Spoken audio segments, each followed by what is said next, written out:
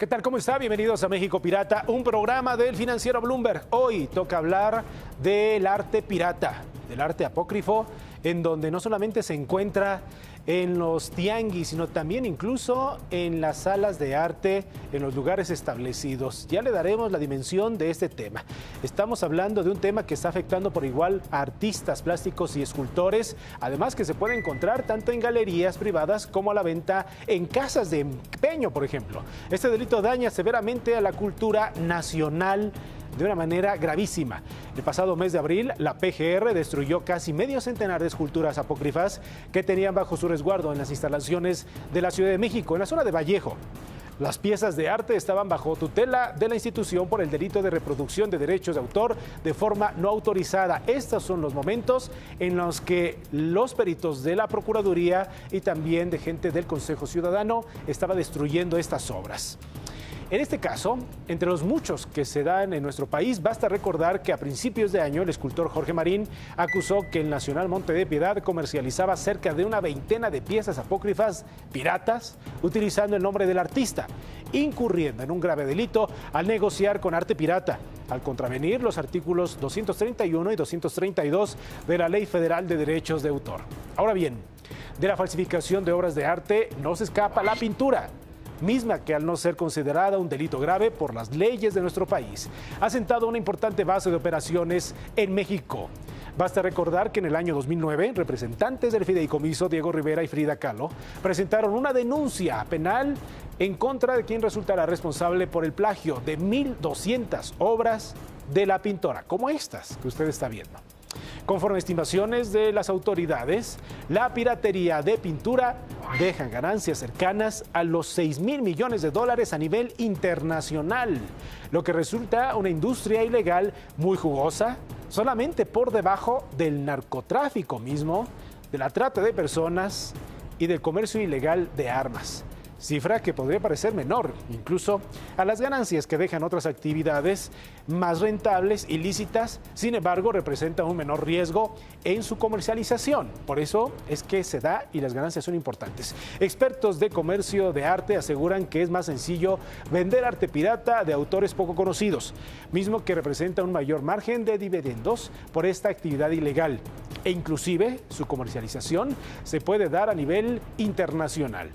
Para coleccionistas privados y galerías que en ocasiones resultan víctimas de este crimen, pues esta es la situación gravísima en donde las autoridades están tratando de hacer algo. De esta manera, los pintores mexicanos más reproducidos de forma ilegal son estos que usted ve en la pantalla: Leonora Carrington, Frida Kahlo, David Alfaro Siqueiros, José Clemente Orozco, Diego Rivera, Rufino Tamayo y José María Velasco. Estos son los artistas más pirateados y que se pueden encontrar en galerías de arte, insisto, y también en los tianguis. Aquí un trabajo especial del equipo de investigaciones especiales del financiero Bloomberg. Los artistas plásticos y escultores no se escapan del fenómeno de la piratería. Tal es el caso del maestro Jorge Marín, que desde hace unos años atrás ha sido víctima de este delito. Piezas piratas que localicé en el mercado informal, por supuesto. Aquí en México fue hace como 10 años. Y desde entonces, bueno, pues primero cómo verlo, cómo entenderlo, cómo enfrentar el problema, si es un problema o no, cómo afecta no solo, y sobre todo no solo al artista, sino a la sociedad. Yo creo que es un problema social y desde ahí se debe de tratar porque es importante. Sin embargo, las piezas de arte apócrifas no solo están a la venta, sino también en exposiciones públicas, pues hay filántropos que donan piezas de arte a ciudades para que formen parte del patrimonio cultural. Sin embargo, en ocasiones resultan todo lo contrario. En Navojoa tuvimos el problema de una copia pirata de estas salas de la ciudad, famosísimas, que están en Reforma ahora. Bueno, en Navojoa llegó un señor y dijo: yo dono estas salas a la ciudad de Navojoa. Y es una copia pirata. Yo cuando las vi, pues dije, ¿pero cómo? Yo nunca he donado nada a Navojoa. Para paliar la piratería de su obra, el maestro Jorge Marín ha emprendido una férrea batalla en contra de este crimen, mismo que le ha dado frutos. Un caso reciente de esta lucha se dio el año pasado, cuando la PGR sacó de circulación casi medio centenar de esculturas piratas que supuestamente eran de su autoría. He hecho desde hace 10 años que te hablaba tratando de enfrentar el problema desde lo legal y ha sido complicado, ha sido un tema complicado. Hemos desde luego ido siempre por la línea de lo legal, cómo hacer un proceso de denuncia, demanda, persecución del quien resulte responsable, hasta llegar a las últimas consecuencias, que es el castigo, ¿no? Esto está penado con cárcel, de hecho, en el artículo, si no mal recuerdo, el 424 o 242 del Código Penal Federal, es con el que nos amparamos los creativos. Sin embargo, en el delito del pirateo de arte existe una confabulación entre varias personas, en particular en el plagio de las esculturas, pues la fundición de metales implica un trabajo en equipo. Para hacer obra en bronce se requiere todo un equipo de trabajo. Se requiere una fundición y la fundición trabaja con por lo menos 5 personas más que tienes que tener ahí trabajando. Entonces este señor pues producía la obra y la distribuía. Entonces pues por todos lados implicado.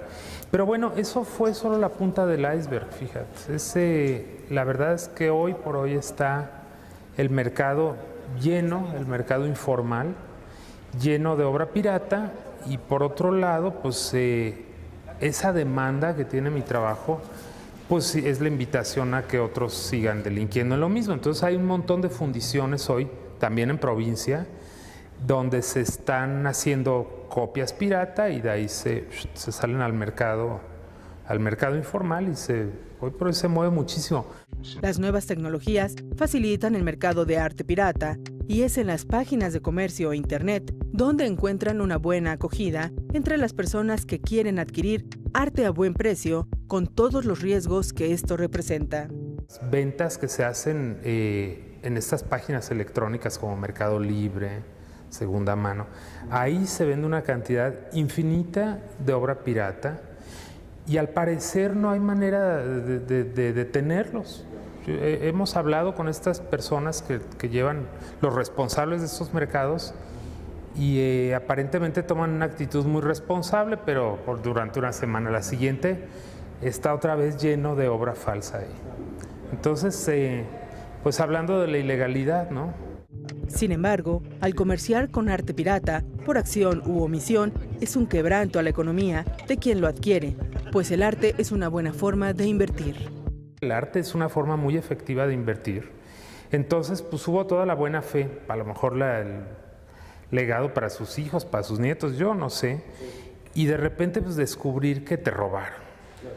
Eso es lo que me parece realmente doloroso. Quien compra sabiendo que es pirata, bueno, ¿qué les puedo decir, no?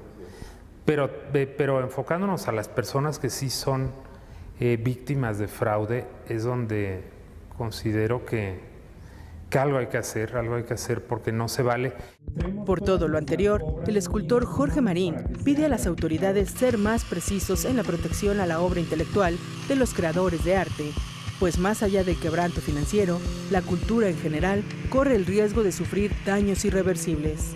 Y si hace falta una propuesta de modificación a las leyes, como te decía, la ley federal hay que ver en lo que habla de protección a lo creativo, pues vimos que es muy ambigua, hace falta ser mucho más puntual y descriptivo en lo que se está protegiendo, en qué tipo de creativo y qué tipo de producción creativa. Entonces yo creo que ese es un paso bien importante y en eso estamos trabajando. En eso sí te digo que como conclusión está hecho, firmamos varios artistas y se está haciendo ya la propuesta para revisión a esta ley.